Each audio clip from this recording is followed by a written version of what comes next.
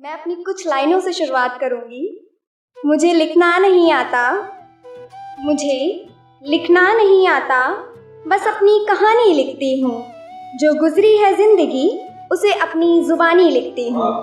कुछ अलग नहीं है औरों से, कुछ अलग नहीं है औरों से।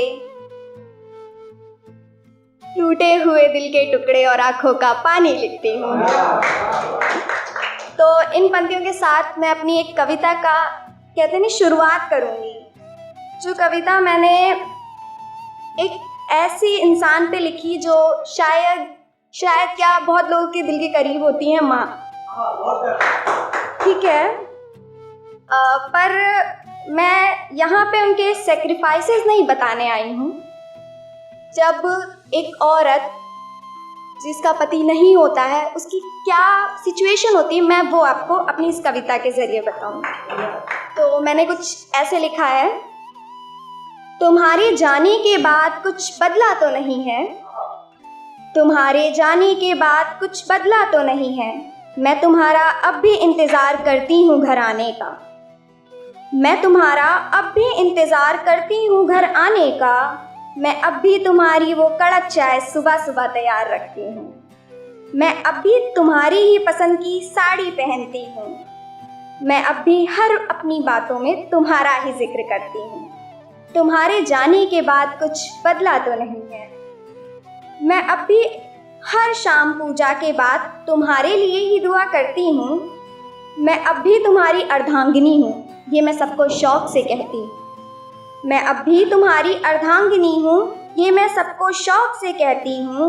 मैं अब भी हर उस शख्स को बहुत प्रेम से बुलाती हूँ जैसे तुम बुलाते थे। तुम्हारे जाने के बाद कुछ बदला तो नहीं है। वो हर रास्ते पर मैं तुम्हें अपने साथ ही पाती हूँ। मैं अब भी तुम्हें अपनी सांसों में पाती हूँ। मैं अब भी तुम्हें नाराज़ होने का एक मौका नहीं देना चाहती हूँ, इसलिए मैं अब वो करेले की सब्ज़ी नहीं बनाती। तुम्हारे जाने के बाद कुछ बदला तो नहीं है, तुम्हारे जाने के बाद कुछ बदला तो नहीं है। बस मेरे माथे का मैं सिंदूर नहीं लगाती हूँ।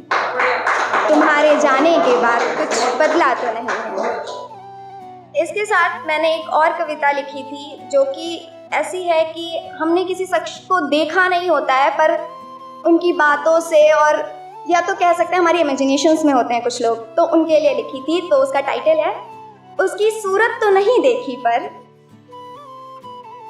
उसकी सूरत तो नहीं देखी पर सीरत का इल्म है मुझे। उसकी बातों से मैं हंसना सीखी पर शायद वो आया था यूं।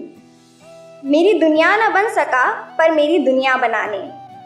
उसकी बातों से मोहब्बत हो गई थी, सूरत की क्या ज़रूरत है, उनके अल्फाजों में जन्नत हो गई।